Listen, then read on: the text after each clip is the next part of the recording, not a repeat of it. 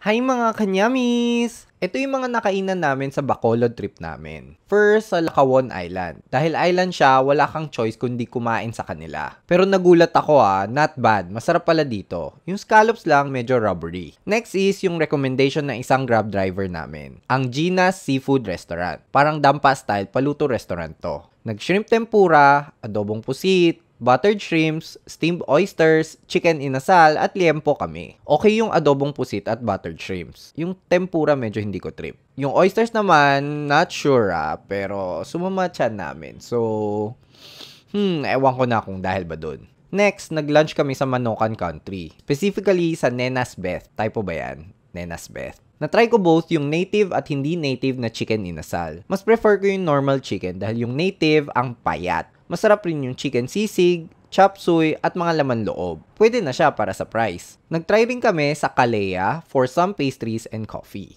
Nag-try ko yung frozen mango royale and okay na okay siya. Big slice na, budget friendly pa. Kaya pala maraming bagets dito. At syempre, hindi pwedeng mawala ang Chinese food. Sinasabi ko na sa inyo agad, masarap dito sa Lantien Restaurant. Crab and corn soup, seafood fried rice, sweet and sour pork, beef with broccoli, lechon Macau, at steamed dumplings ang mga in-order namin. Okay lahat. Lasang authentic Chinese. Tapos tingnan nyo pa yung mga presyo. 6 kami kumain per serving. Enough naman. Okay ang food dito sa Bacolod. Hindi pa ganun kamahal. Ang pinaka napansin ko lang is parang kulang sa cleanliness yung mga CR nila. Follow for more. Gutuman!